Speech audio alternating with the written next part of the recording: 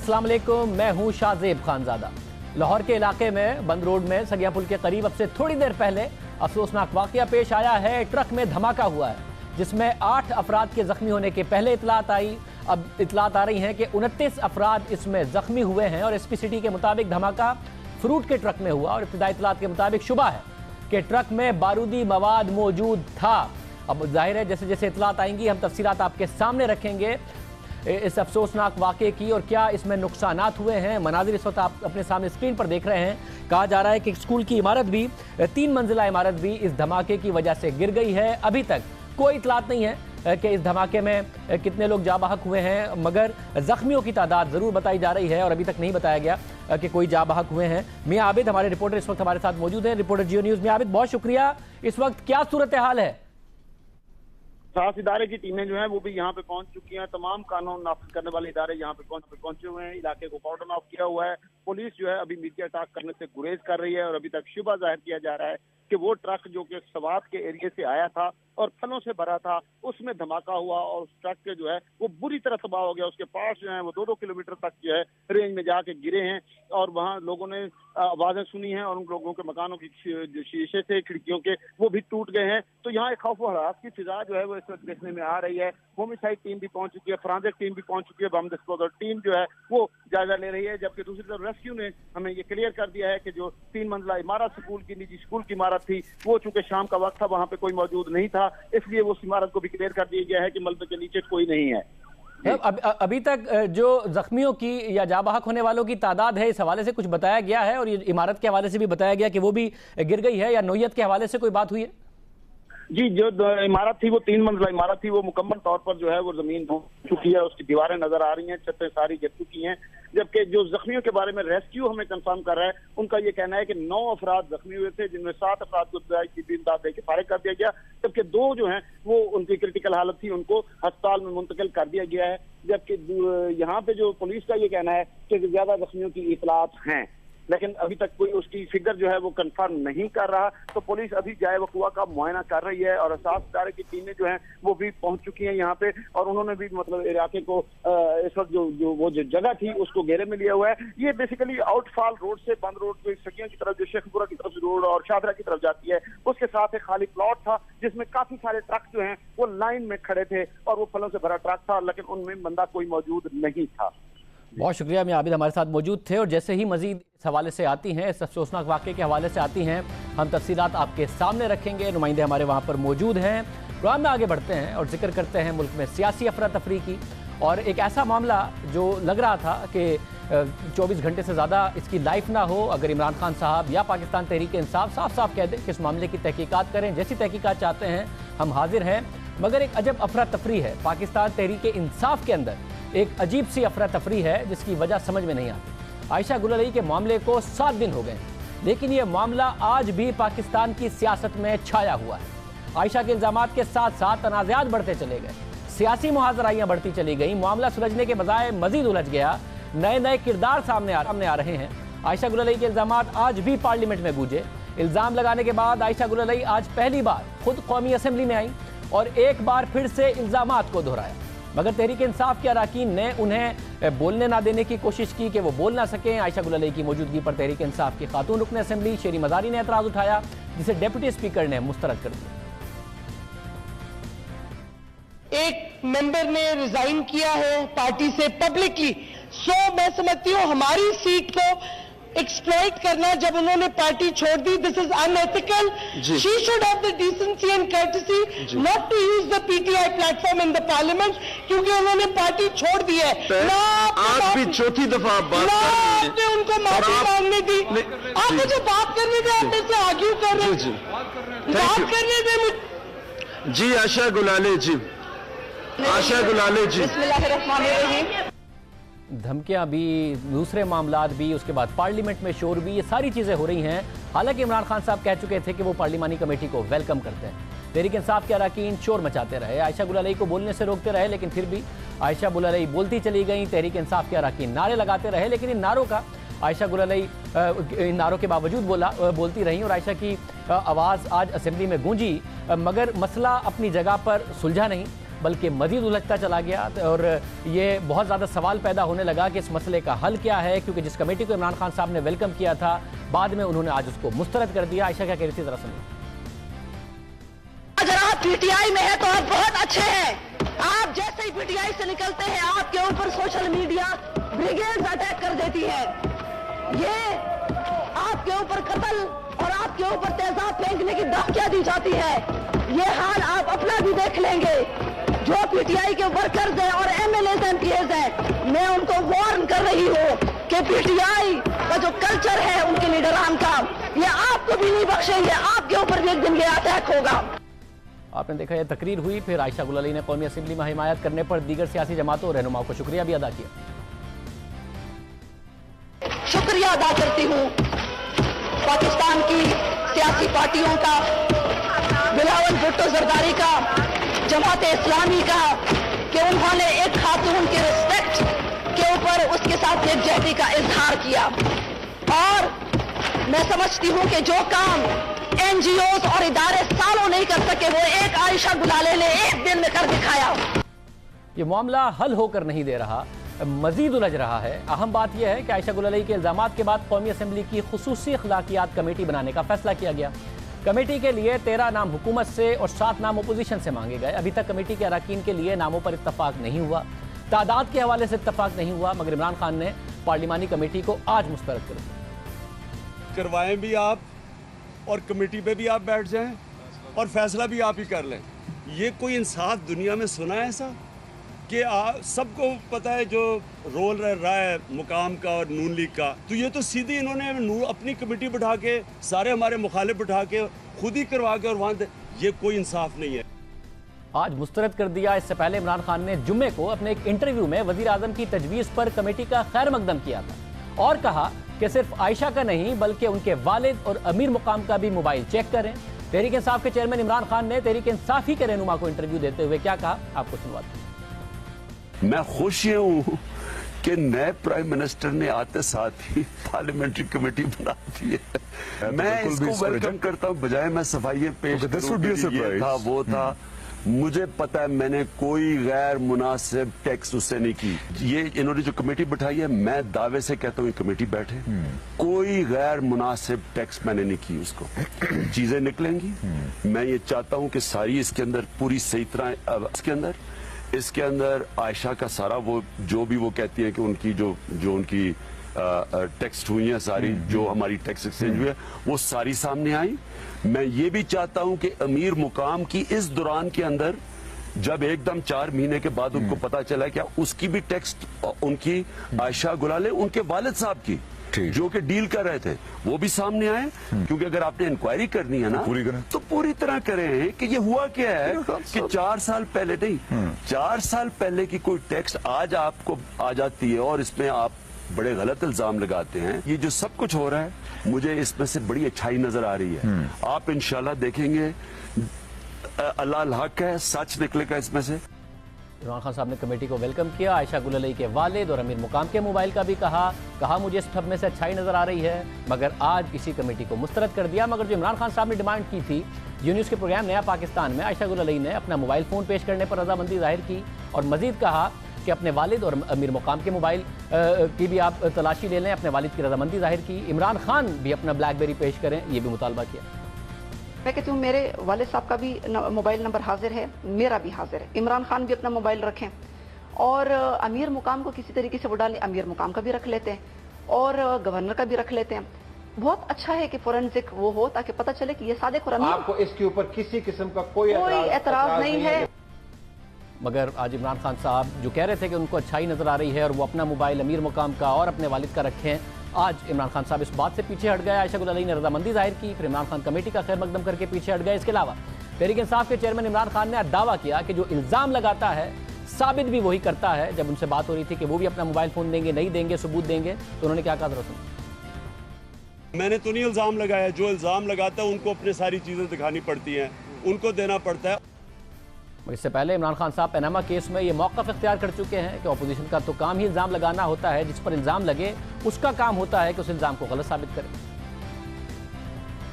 मैं ये वाज़ेह करना चाहता हूं कि जमहूरियत में अपोजिशन का काम सबूत देना नहीं होता। ऑपोजिशन निशानदेही करती है जब कोई मुल्क में करप्शन हो, जब कोई मुल्क में कानून टूटा जाए। ऑपोजिशन का काम है निशानदेही करना। ऑपोजिशन का काम होता है कि इल्ज़ाम लगाना और गवर्नमेंट का काम होता है जवाब देना।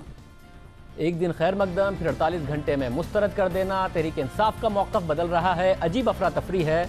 आज वो पार्लियामेंट में भी नज़र आई, जैसा कि हम कह रहे हैं कि एक ऐसा इशू जो पहले ही दिन ख़त्म हो सकता था, इस बात को कह के कि मेरा इस मामले से कोई ताल्लुक़ नहीं, इसकी तहकीकात करें, मैं बहुत इज़्ज़त के साथ इस मामले से बरी हो जाऊंगा। पाकिस्तान तहरीक इंसाफ आज 7वां दिन है, उसके बावजूद इस मसले से जान नहीं छुड़ा पा रही और तहरीक इंसाफ में एक अफरा तफरी नज़र आ रही है। बजाय इसके कि तहरीक इंसाफ इस कमेटी के लिए अरकान के नाम दे देती, इस बात पर अख्तलाफ कर देती कि कमेटी में किस पार्टी के कितने रहनुमा होंगे या कौन खातून होंगी, ये तजवीज़ देती कि कौन कौन इस कमेटी में होगा। उन्होंने कबूल करके कमेटी ही मुस्तरद कर दी। सवाल ये उठ रहा है कि तहरीक इंसाफ किस किस्म का गैर जानिबदाराना फोरम चाह रही है। इमरान खान अदालत से मुतालबा कर दें कि इस मामले की तहकीकात करके दूध का दूध और पानी का पानी कर दें। पहले तहरीक इंसाफ तहकीकात पर राज़ी नहीं थी, अब मानती है कि तहकीकात ज़रूरी है, मगर तहकीकात के फोरम पर इत्तफाक नहीं। जो फोरम कबूल किया, कबूल कर उससे मुकर गए हैं। इमरान खान मुसलसल नून लीग पर दरबारी कल्चर का भी इल्ज़ाम लगाते रहे हैं और ये हुआ भी है। पनामा पेपर्स में जो शरीफ ख़ानदान का नाम आया, हम भी मुसलसल ये बात उठाते रहे कि शरीफ ख़ानदान से ज़्यादा पार्टी आकर क्यों इसका दिफा करती है। मामला ख़ानदान का है और दिफा कर रही होती है पूरी जमात आकर। मरियम नवाज साहिबा को भी, हसन हुसैन को भी पार्टी दिफा कर रही होती है। इमरान खान साहब भी ये बात करते थे, मगर अब खान साहब खुद वो कल्चर पार्टी में नज़र आ रहा है कि इल्ज़ाम लगाए इमरान खान साहब पर, पूरी तहरीक इंसाफ दिफा कर रही है, इल्ज़ाम जवाब पार्टी दे रही है और जो इल्ज़ाम पार्टी पर लगा है उसका जवाब कोई नहीं दे रहा। 7 दिन हो गए खैबर पख्तूनख्वा के वज़ीर आला पर करप्शन का इल्ज़ाम लगा, मगर अब तक न जवाब आया और ना ही तहकीकात शुरू हुई। अहम बात यह है कि इमरान खान ने पार्लिमानी कमेटी की तहकीकात को तो मुस्तरद कर दिया, मगर उन्होंने बरतानिया की मिसाल ज़रूर दी और बताया कि वहाँ क्या होता है। बरतानिया के अंदर पार्लियामेंट्री कमिश्नर फॉर स्टैंडर्ड्स, वो पार्लियामेंट्री कमिश्नर होता है। अगर किसी को हो एतराज़ इस तरह के कि जो आप 4 साल पहले कोई टैक्स भेज दी, तो वो उसके पास जाता है, वो उसके ऊपर पहले तहकीकात करता है, वो होता है गैर जानिबदार आदमी। उसके बाद जब वो देखता है कि अगर इसमें कोई चीज़ है रिपोर्ट करने की, फिर वो जाती है आगे पार्लियामेंट के पास। पाकिस्तान में अगर असेंबली के 2 अरकान का आपस में तनाज़ा हो तो उसे कैसे हल किया जा सकता है, या जिनसी तौर पर हिरासा किए जाने की शिकायत हो तो क्या कार्रवाई की जाती है। हमने खुद इसकी तहकीक की। हमने पीपल्स पार्टी से ताल्लुक़ रखने वाले साबिक डिप्टी स्पीकर से बात की तो उन्होंने कहा कि 2 रुकने पार्लियामेंट के दरमियान तनाज़ा हो तो उसकी तहकीकात के लिए एक एथिक कमेटी होती है जो इस मामले को देखती है, या फिर स्पीकर को इख्तियार है कि वो इस मामले को किस तरह डील करते हैं। साबिक रुकने पार्लियामेंट से जब हमने हिरासा किए जाने के हवाले से पूछा तो उन्होंने कहा कि इस तरह की कोई मिसाल देखने को नहीं मिली है। आज से पहले माजी में उनके वक्त में ऐसी कोई शिकायत सामने नहीं आई जब वो डिप्टी स्पीकर थे जिसकी मिसाल देते हुए बताया जा सके कि ऐसे मामले को कैसे डील किया गया।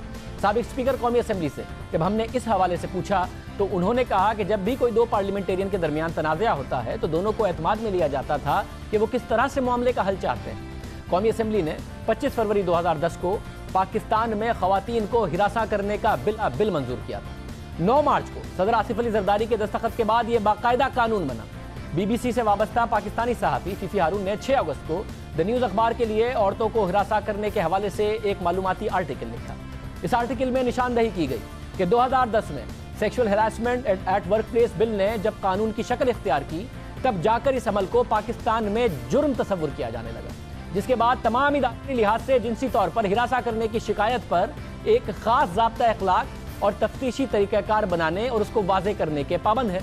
लेकिन इसके बावजूद पाकिस्तान में किसी भी सियासी पार्टी ने तफ्तीशी कमेटी अब तक कायम नहीं की और ना ही पाकिस्तान की पार्लियामेंट और सेनेट में इस हवाले से कोई पेशरफ्त हो सकी है, जिसके बाद ये सवाल उठता है कि इस कानून का क्या किया जाए जिसकी पाबंदी खुद कानून साज नहीं करते।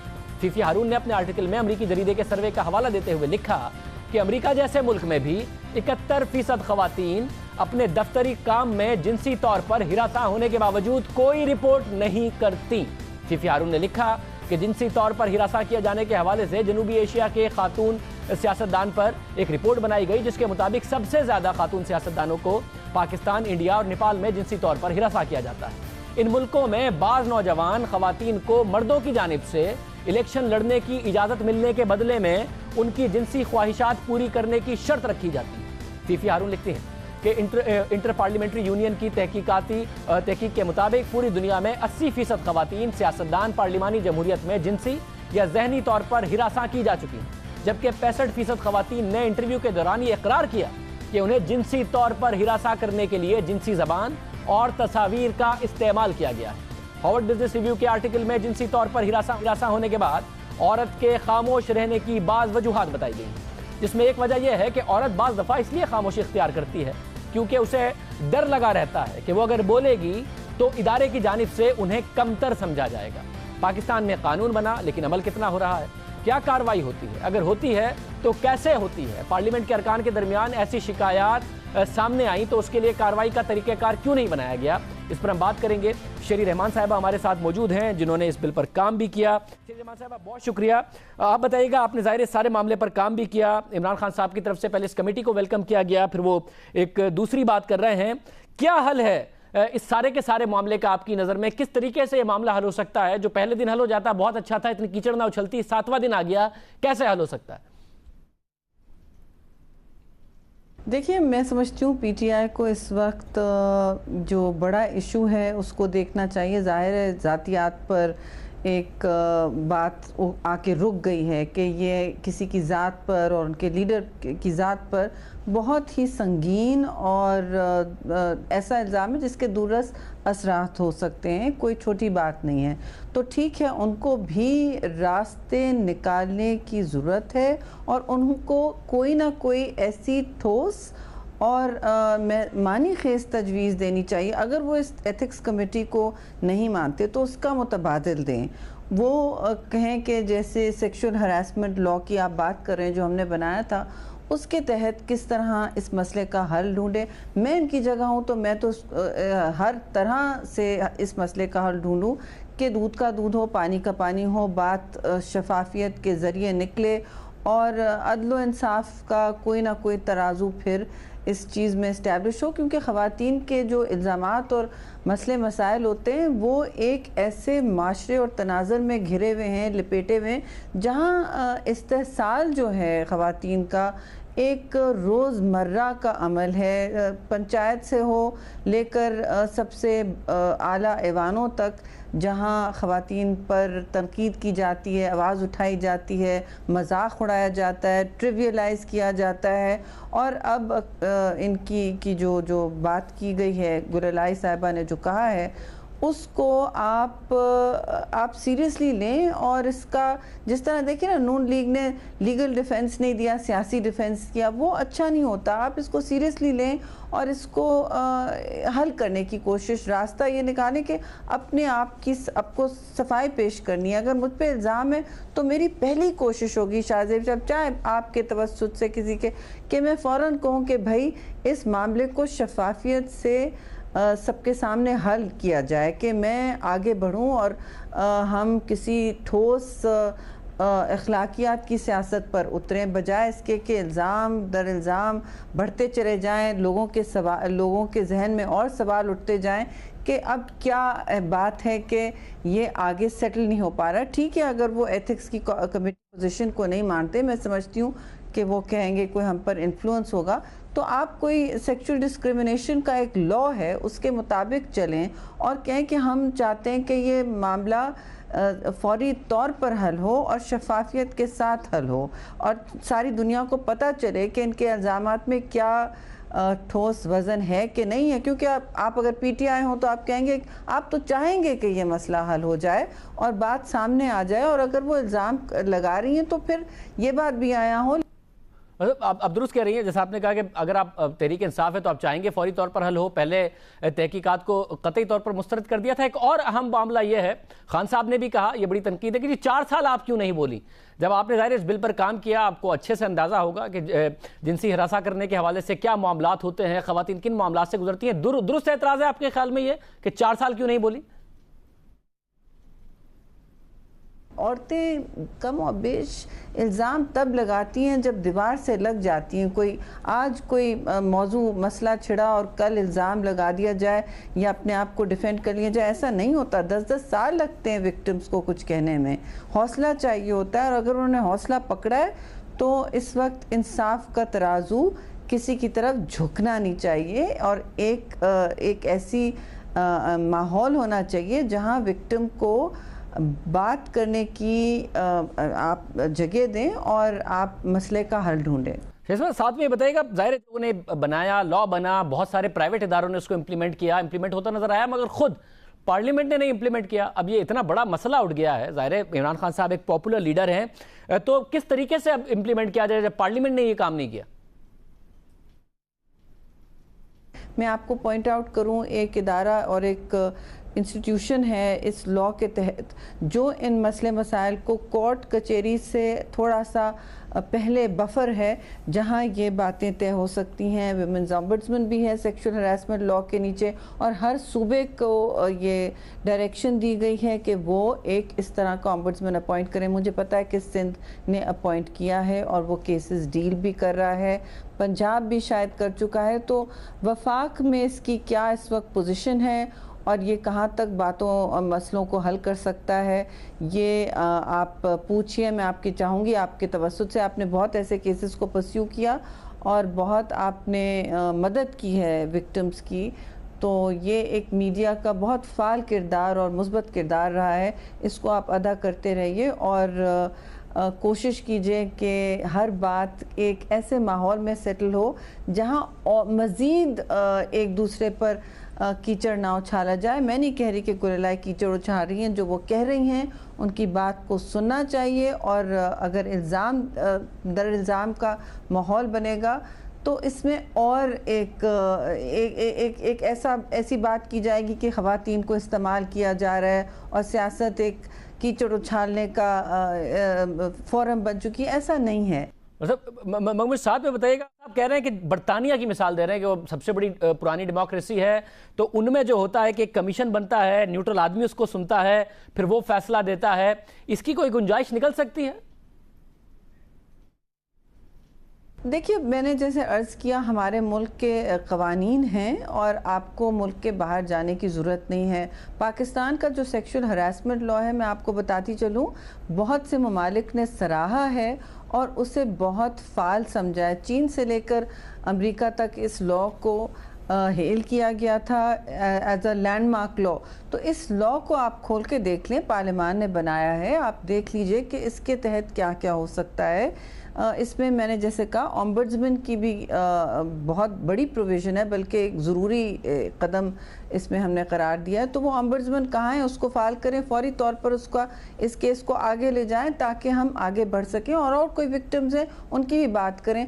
बेहतर है कि पीटीआई के लिए भी बेहतर है, अगर उन्होंने ऐसा कोई ऐसी बात है कि कोई मुगालता हुआ है या कन्फ्यूजन है, तो ये बातें सेटल हों। और माहौल में जो एक इससे सियासी आलूदगी आ गई है और ख़वातीन के हुकूक़ के हवाले से डिस्कशन है, कोई विक्टिम का इस्तेसाल कर रहा है, गाली गलोच हो रही है, ये माहौल सही नहीं है। ये बहुत सीरियस मसले मसाइल हैं और सेक्सुअल हरासमेंट एक संजीदा माहौल में तय होना चाहिए, एक संजीदा तर्ज अमल के तहत।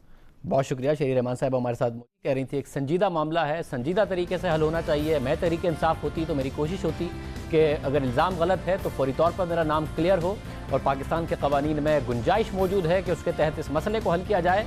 एक तरफ मसला रहा आयशा गुलैला का, वीकेंड पर एक और मसला आया और वो है आयशा आहद मलिक का। वो सामने आई, आयशा आहद को हमजा शहबाज शरीफ से शिकायत है। उनकी शिकायत आज या कल की नहीं है, 7 साल पुरानी है। मुसलसल वो इस हवाले से आवाज़ उठाती रही हैं। आयशा आहद का दावा है कि हमजा शहबाज से उनकी शादी सितंबर 2010 में हुई थी। आयशा आहद का कहना है कि वो हमजा की दूसरी बीवी हैं। उनका कहना है कि हमजा ने पहली बीवी को तलाक देने का झूठ बोला और उनसे शादी की, उसके बाद शादी से ही मुकर गए। और आयशा 7 साल से अदालत के चक्कर लगा रही हैं, वो भी एक पार्लिमानी कमेटी का मुतालबा कर रही हैं, साफ शफाफ तहकीकात का मुतालबा कर रही हैं। आयशा आहद मलिक कहती हैं कि उनके पास भी हमजा के मैसेजेस हैं, इसके अलावा फैमिली के दूसरे लोगों के मैसेजेस हैं। आयशा आहद मुतालबा कर रही हैं कि उनके केस की शफाफ तहकीकात की जाएँ, और उनका केस है क्या ये हम आपको बताते हैं। आयशा आहद हमजा शहबाज की बीवी होने की दावेदार हैं। उनके वालिद आहद मलिक मुस्लिम लीग के क्यू के रहनुमा और फिल्म प्रोड्यूसर थे। आहद मलिक साहब पंजाब असेंबली से 2 बार मुंतखब भी हुए। मार्च 2013 में इंतकाल कर गए और आयशा अहद की एक बेटी भी है जिसका नाम मानूर है। आयशा अहद अपना केस लेकर अदालत में भी गई थी, उन्हें खुद भी मुकदमात का सामना करना पड़ा। अक्टूबर 2011 में आयशा अहद के मामले पर कौमी असम्बली में मुस्लिम लीग और मुत्तहिदा कौमी मूवमेंट के अरकान में तलखी भी हुई। BBC के मुताबिक मुत्तहिदा कौमी मूवमेंट के अरकान ने नुक्ता एतराज़ पे कहा कि कौम की एक बेटी आयशा अहद मलिक को, जो रुकन कौमी असम्बली हमजा शहबाज शरीफ के निकाह में थी, उनसे अलहदगी के बाद अब पंजाब हुकूमत तंग कर रही। पंजाब पुलिस ने गिरफ्तार किया और पुलिस की जानिब से उनका जिस्मानी रिमांड ना मांगने के बावजूद अदालत ने पुलिस रिमांड पर भेज दिया। आयशा पर भी एक वो केस भी बनाया गया। इंसदाद दहशतगर्दी की अदालत में मुकदमा चला। आयशा अहद के सरप्रस्त में आयशा अहद और शहबाज शरीफ की हमजा शहबाज की शादी के मामले पर 2012 में हमजा शहबाज पर मुकदमा भी किया, लेकिन अदालत ने 2014 में सबूत न मिलने पर केस डिसमिस कर दिया। अब ये मामला हम आज आयशा अहद के सामने रखना चाहते थे। हमने उन्हें बुलाया कि आप आइए और बताइए कि केस का फैसला क्यों आपके हक में नहीं आया, आपके पास कौन से ऐसे हकाइक हैं, क्या आपके पास निकाहनामे की कॉपी मौजूद है। हम चाहते थे कि वो आएँ और इन सवालों के जवाब दें, जो भी उनका मुकदमा है हमारे प्रोग्राम के ज़रिए पेश करें, मगर उन्होंने आज प्रोग्राम में आने से माजरत कर ली। इमरान खान साहब ने अपना पूरा वजन इस मामले पर डाला है, उन्होंने ट्वीट्स भी किए। उन्होंने कहा नए वज़ीर आज़म का पहला इम्तहान है कि आयशा अहद की जानिब से हमजा शहबाज शरीफ पर लगाए जाने वाले इल्ज़ामात की तफ्तीश के लिए पार्लिमानी कमेटी तश्कील देंगे या वो शरीफों के बदस्तूर दरबारी रहेंगे और आयशा अहद के इल्ज़ामात समेत पंजाब पुलिस के तशद्दुद और हमजा शरीफ के फरेब को नज़रअंदाज करेंगे और ख़वातीन के हुकूक के कारकुनान को हमजा शहबाज की जानिब से आयशा अहद के साथ 7 बरस से होने वाली नाइंसाफ़ी और ज़हनी तशद्दुद पर उनका साथ देना चाहिए। इमरान खान ने यह भी कहा कि आयशा अहद ने उनसे रब्ता किया है, उनकी ज़िंदगी के हवाले से खदशात का इजहार किया है। वज़ीर आज़म और पुलिस शरीफ माफिया से आयशा अहद को सिक्योरिटी फराहम करें। खान साहब ने पूरा वजन डाला। ज़ाहिर है ये मामला एक ज़माने में जब नून लीग से इख्तलाफ हुआ, मुत्तहिदा कौमी मूवमेंट ने भी उठाया था। आयशा अहद मुख्तलिफ फोरम्स पर अपना मामला उठाती रही हैं। हमजा शहबाज का दावा है कि अदालत में ये मामला गया, अदालत से फैसला आयशा अहद के हक में नहीं आया। ये कोई निकाह का या कोई भी सबूत अदालत के सामने नहीं रख सकी आयशा अहद से। जैसा कि हम कह रहे हैं कि हम पूछना चाहते थे कि इस हवाले से आपके पास क्या सबूत हैं। एक ज़माने में आयशा अहद का ख्याल आया था मुत्तहिदा कौमी मूवमेंट को, 7 साल गुजरे, ख्याल आया पाकिस्तान तहरीक इंसाफ को, जिसका गिला खुद आयशा अहद ने भी। मैं 7 साल से मैंने और मेरे ख़ानदान ने और मेरी बच्ची ने जो तकलीफ़ें सही हैं वो किसी औरत ने नहीं सही। आज मैं इसलिए बोल रही हूँ, जब ये डॉक्टर साहिबा आई, ये मेरी वालदा की तरह, मेरी बड़ी बहनों की तरह, मैंने कहा आज आपको मेरा ख्याल आ गया। इन्होंने कहा आपकी फैमिली में से किसी ने रब्ता किया। मैंने कहा इतने सालों के मेरी जद्दोजहद। आयशा खुद गिला कर रही थी कि 7 साल बाद आपको मेरा ख्याल आ गया। वाज़े तौर पर नज़र आता है कि जब बात हो नून लीग की, एहतसाब की बात बहुत करते हैं मियां नवाज शरीफ और नून लीग के रहनुमा, मगर एहतसाब का ख्याल उन्हें आया नहीं पिछले पूरे 4 साढ़े 4 साल। ना कोई कानून बनाया, ना कोई और मामला हुआ। इमरान खान के खिलाफ भी अदालत गए तो उस वक्त जब अपना मामला अदालत में था पैनामा की वजह से, तो साफ नजर आ रहा था कि मियां नवाज शरीफ साहब को एहतसाब से कोई दिलचस्पी है नहीं। और जब तहरीक इंसाफ में इमरान खान साहब पर इल्ज़ाम लगा, वो भी ज़ाती इल्ज़ाम, तो तहरीक इंसाफ की खवातीन पहुंच गई आयशा अहद के घर, जिसका गिला वो खुद कर रही है कि आपको 7 साल बाद मेरा ख्याल आया है। खान साहब ने भी 3 ट्वीट्स कर दिए, जिससे वाज़े तौर पर नज़र आता है कि पाकिस्तान तहरीक इंसाफ को खवातीन के हुकूक का, खवातीन पर होने वाले जुल्म का कितना एहसास है कि उससे पहले ख्याल नहीं आया। इस तरह नून लीग को करप्शन के खिलाफ कार्रवाई का और एहतसाब का कितना ख्याल है। दोनों पार्टियों ने वाज़े तौर पर इन 2 केसेस में साबित किया है। प्रोग्राम में एक ब्रेक शामिल करते हैं। मियां नवाज शरीफ तैयारी कर रहे हैं जाने की GT रोड से और आहिस्ता आहिस्ता हैं। आज जो बातें उनकी तरफ से की गई हैं पहले नहीं कही थी, सख्त बातें हैं। क्या मामला है आपके सामने रखेंगे।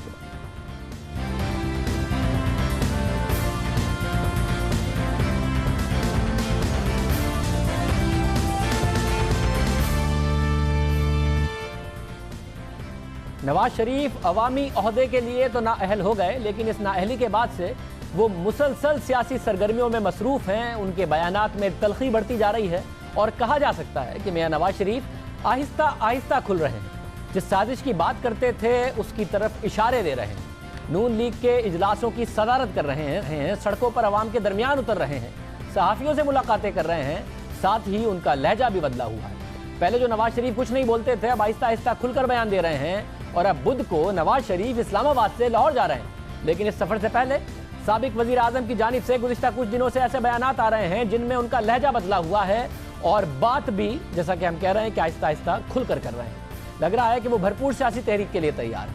आज नवाज शरीफ ने सहाफ़ियों से मुलाकात की, जिसके बाद उनके बयानात सामने आए जो कुछ यूँ थे। नवाज शरीफ ने कहा कि आइंदा इंतखाबात से कबल ग्रैंड नेशनल अलायंस डायलॉग की ज़रूरत है। ट्रूथ एंड रिकंसिलिएशन कमीशन पर बातचीत करने को तैयार हूं। नवाज शरीफ ने कहा कि मुहाजराई के बजाय अदालती फैसला तस्लीम किया। मजीद कहा कि अपने घर जा रहा हूं, बहाली के लिए मार्च नहीं कर रहा। साथ ही उन्होंने कहा कि शहबाज शरीफ पंजाब में रहेंगे। नवाज शरीफ ने मजीद कहा कि मुल्क में कोई ऐसी अदालत है जो किसी डिक्टेटर का एहतसाब करे? क्या ऐसे जज मौजूद हैं जो उसका एहतसाब करें और सजा दें? साबिक वजीर आजम का मजीद कहना था कि 70 साल में एक भी वजीर आजम की मुद्दत पूरी नहीं हो सकी। नवाज शरीफ ने इसी मुलाकात में और भी कहा जो उनकी नाअहली के फैसले से मुताल्लिक है, उनके खिलाफ नाअहली का फैसला देने वाले जजिस से मुताल्लिक है। नवाज शरीफ के बयान से मुताल्लिक दीगर न्यूज़ वेबसाइट्स पर शाया होने वाली खबर के मुताबिक नवाज शरीफ ने मजीद कहा कि उनकी नाअहली का फैसला पहले ही हो चुका था, सिर्फ जवाब ढूंढा जा रहा था। जब कुछ नहीं मिला तो मामूली सी बात पर निकाल दिया गया। साथ ही डॉन न्यूज़ की वेबसाइट पर छपने वाली खबर के मुताबिक नवाज शरीफ का मजीद कहना था कि जज साहिबान ने अपने रिमार्क्स में कहा कि नवाज शरीफ पर करप्शन और इख्तियारात के नाजायज इस्तेमाल का इल्जाम नहीं। पैनामा केस में ऐसी कोई चीज़ नहीं मिली जिसमें मुझे नाअहल किया जाता। जजेस ने केस की समाअत के दौरान गॉडफादर और सिसिलियन माफिया कहा। एक जज ने यहां तक कहा कि वजीर आजम को पता होना चाहिए कि अडियाला जेल में काफ़ी जगह है। ऐसे रिमार्क्स पर अफसोस हुआ। यही नहीं, गुज़िश्ता 2 रोज़ के दौरान भी नवाज शरीफ के बयान आए कि मालूम है मेरे साथ आगे क्या होगा, सिविलियन बालादस्ती तस्लीम की जानी चाहिए। उन्होंने कहा कि इदारों से टकराव के हामी नहीं लेकिन साजिश को बेनकाब करेंगे। अवाम ने पैनामा फैसला तस्लीम नहीं किया। इससे पहले उनका बयान आया कि बहुत कुछ समझता हूँ, ज़्यादा देर खामोश नहीं रहूँगा। जमहूरियत से दाएं बाएं हुए तो इंतशार पैदा होगा। दूसरी जानिब पाकिस्तान तहरीक इंसाफ के चेयरमैन ने नवाज शरीफ के इस्लामाबाद से लाहौर जाने के फैसले पर उनसे सवाल उठाया और नवाज शरीफ के जीटी रोड मार्च से जमहूरियत डीरेल होने के हवाले से बात की और कह रहे थे और तनकीद कर रहे थे और ये भी कह रहे थे कि फ़ौज और अदलिया के खिलाफ नवाज शरीफ मुहाज बना रहे हैं। इमरान खान क्या कह रहे थे? मैं नवाज शरीफ आज आपसे पूछता हूँ कि क्या ये जमहूरियत को डीरेल करना नहीं है कि जिस मुल्क की आइन के खिलाफ आप जा रहे हैं, जो कॉन्स्टिट्यूशन के मुताबिक सुप्रीम कोर्ट ने फैसला किया है, और आप उसके खिलाफ जा रहे हैं? क्या ये जमहूरियत को डीरेल करना नहीं है? जब आप कहते हैं कि साजिश हो गई, मैं अब आपसे सवाल पूछता हूँ, किधर से आया इशारा? कौन इशारा आपको कर रहा है? किसने आपको ये इशारा दिया है? क्या ये जिधर जो आपके खैर ख्वाह बाहर बैठे हुए हैं उनसे तो नहीं इशारा आया कि अपनी फौज को भी बदनाम करो? पता परसों ही चलेगा क्या मियां नवाज शरीफ मजीद खुलेंगे, मजीद बातें करेंगे। ख्वाजा साद रफीक हमारे साथ मौजूद हैं। साद रफीक साहब बहुत शुक्रिया। साद रफीक साहब, जाहिर है मियां नवाज शरीफ साहब ने बहुत सारी बातें की। ये भी कहा कि ये जो JIT बनी इसमें कोई नज़ीर नहीं मिलती, ISI और MI के लोग थे। व्हाट्सएप कॉल की भी उन्होंने बात की कि उसके ज़रिए JIT के लोग आए, जैसा कि न्यूज़ वेबसाइट पर रिपोर्ट किया गया है डॉन की। मगर ये बात आप भी आज कर रहे थे और साजिश का इशारा कर रहे थे और मियां नवाज शरीफ साहब आहिस्ता आहिस्ता खुल रहे हैं। मगर खान साहब ने कहा असल में आप लोग साजिश कर रहे हैं अदलिया के खिलाफ और फौज के खिलाफ, और ये सारी की सारी साजिश का आप लोगों को इशारा मिला है, वो आपकी तरफ इशारा कर रहे हैं। देखिए, इमरान जो है ना वो एक गैर संजीदा आदमी है पाकिस्तान की सियासत में। तो ये जो ख्वाहिश है इमरान की या पाकिस्तान के बदखाहों की कि खुदा मुसल्लह अफवाज में और हुकूमत में या सियासी जमातों में और अफवाज में और सियासी जमातों में या हुकूमत में और अदलिया में कोई तनाव पैदा हो, ऐसा कभी नहीं होता। क्योंकि हमारी जिम्मेदारी है तवाज़ुन भी क्रिएट करें, और हमने बारहा कहा है कि अदारे किसी साजिश में मुलव्वस नहीं है। ये पहली बार नहीं कहा है। जब ये हम जुमला बोलते हैं तो ये बड़ा वाज़ेह है और इसका मतलब वाज़ेह है। हमारे अफराद के साथ शिकवे भी हैं, गिले भी हैं और शिकायत भी हैं। तो मैं गुजारिश ये करना चाह रहा हूँ, कोई तसादुम की पॉलिसी नहीं है, लेकिन शाहजेब साहब हमें एक मुआहदे पे डिस्क्वालीफाई कर दिया जाए, वो तनख्वाह जो दी भी नहीं गई, तो हम पाकिस्तान के लोगों के नुमाइंदे हैं, लॉ मेकर्स हैं, हमने लोगों से वोट लेने होते हैं, हमें ये राइट है लोगों की अदालत में जाने का। सो हम लोगों की अदालत में जा रहे हैं और ये कानून और आइन पाकिस्तान का हमें इससे नहीं रोकता। मगर कोई जुमला, कोई कदम किसी अदारे की तस्दीक की तरफ कभी भी नहीं जाएगा इंशाअल्लाह ताला, क्योंकि अपने अदारों का तहफ़्फ़ुज़ करना भी हमारी जिम्मेदारी है।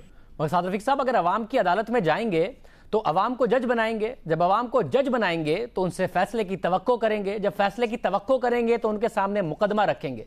तो मुकदमा पूरा रखेंगे या इतना ही आधा रखेंगे कि व्हाट्सएप कॉल की हो गई और मुझे पहले से ही पता था, फैसला पहले ही कर लिया गया था मेरे खिलाफ, मुझे अभी भी पता है कि आगे मेरे साथ क्या होने वाला है।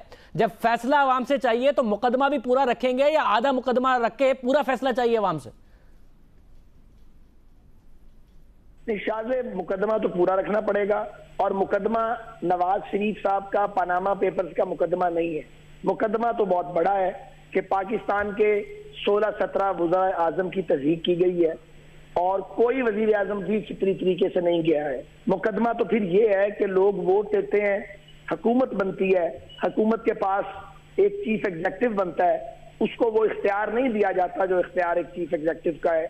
ये बड़ा मुकदमा है और इसका एक बड़ा फैसला होगा और वो बड़ा फैसला वोट ही के जरिए होगा, वो डंडे सोटे से नहीं होगा, वो महाजराई से नहीं होगा।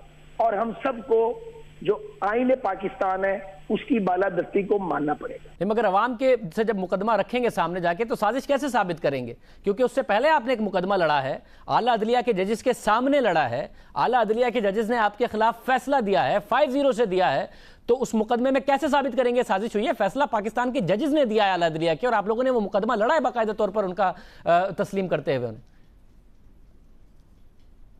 शाज़ेब, सारी बातें तो अभी करने का वक्त नहीं आया।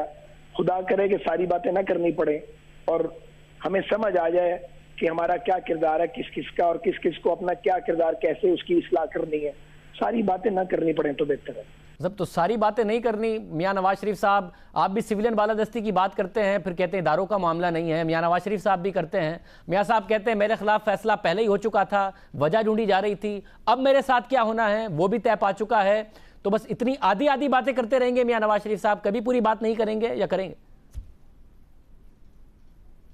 नहीं, देखिए सिविल बालादस्ती की जो बात है ये जरा एक मेजर बात है। बालादस्ती से मुराद है पार्लिमान की बालादस्ती। बालादस्ती से मुराद है कि अदालतों का अपना दायरा कार है, सिक्योरिटी अदारों का अपना दायरा कार है और पार्लिमान का अपना दायरा कार है। अगर इस मुल्क में हम सब अपने अपने दायरा कार में रहें, बज़ाहिर नजर भी आते हैं अपने अपने दायरा कार में, लेकिन रियल मीन्स में हम दायरा कार के अंदर रहें तो फिर मसाइल पैदा नहीं होते। लेकिन मैं ये जरूर कहूंगा कि जो सेंस है उसने प्रिवेल किया हर तरफ, और एक फैसला अगर हमारे खिलाफ आ गया है तो हम उसकी बुनियाद पे अदलिया को टारगेट नहीं कर सकते। हमारा गिला शिकवा अफराद के साथ हो सकता है मगर अदारों को टारगेट हम कभी भी नहीं करेंगे। ये हमारे ना जहन में है ना दिमाग में है। इसलिए जो इमरान या उसके हमनवा ये प्रोपेगेंडा कर रहे हैं कि ये हम जो जीटी रोड से लाहौर जा रहे हैं ये किसी के खिलाफ है, जी नहीं, ये किसी के खिलाफ नहीं है, बल्कि ये हम अपनी सफाई लेके लोगों में जा रहे हैं। और अब देखें शाहजेब साहब, अगर लाखों लोग निकल आते हैं मियां नवाज शरीफ की एक झलक देखने के लिए तो इसका क्लियर कट मैसेज ये है कि जिस तरह हमने इस फैसले को कबूल नहीं किया, तस्लीम नहीं किया, लेकिन अमल किया है, पाकिस्तान के लोग भी इस फैसले से इख्तिलाफ रखते हैं। इसका यह मतलब बिल्कुल नहीं है कि किसी की तस्हीह को आइन और कानून हमें फैसलों को तस्लीम करने या तस्लीम न करने की हमेशा इजाजत देता है। बहुत शुक्रिया। साद रफीक साहब हमारे साथ मौजूद, कह रहे थे कि किसी के खिलाफ साजिश नहीं है, ना ही किसी इदारे के खिलाफ हम बात करेंगे। प्रोग्राम में ब्रेक शामिल करते हैं। सिर्फ मियां नवाज शरीफ लाहौर नहीं जा रहे, कोई और भी लाहौर आ रहा है और अगर वो आ रहा है तो नून लीग के लिए मसला भी बन सकता है। क्या मामला है, बात करने की।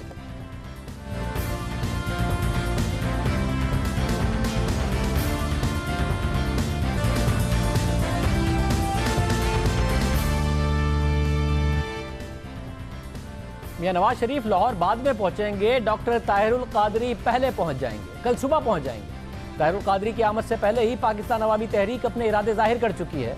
अवामी तहरीक सानहा मॉडल टाउन पर नून लीग को टफ टाइम देने का इरादा रखती है। सानहा मॉडल टाउन पर जस्टिस बाकिर नजफी कमीशन की रिपोर्ट के हुसूल के लिए कानूनी और सियासी ऑप्शन अख्तियार करने का फैसला किया गया है। और मीडिया रिपोर्ट के मुताबिक पार्टी रहनुमाओं का कहना है कि डॉक्टर ताहिरुल कादरी इस बार बैरून मुल्क अपनी तमाम मसरूफियात मनसूख करके वतन लौटे हैं ताकि हुकूमत के खिलाफ तहरीक को मंतकी अंजाम तक पहुंचाया जा सके। डॉक्टर ताहिरुल कादरी लाहौर पहुंचने के बाद नासिर बाग जलसे में आइंदा के लाएअमल का ऐलान करेंगे और ताहिरुल कादरी के सियासी कजन समझे जाने वाले पाकिस्तान तहरीक इंसाफ के चेयरमैन इमरान खान ने ताहिरुल कादरी की वापसी का खैर मकदम भी कर दिया।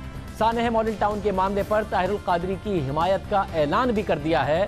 अब देखते हैं कि ताहिरुल कादरी का लाएअमल क्या होता है और उस लाएअमल में पाकिस्तान तहरीक इंसाफ और पाकिस्तान अवामी तहरीक किस हद तक आगे जाते हैं। जब हमने जानना चाहा तो अवामी तहरीक ने ये कहा, उनके ज़राए ने ये कहा कि ये सारा का सारा जो लाएअमल होगा वो डॉक्टर साहब खुद आवाम के सामने रखेंगे। आज के प्रोग्राम में इतना ही, आपसे कल के प्रोग्राम में मुलाकात होगी। अल्लाह।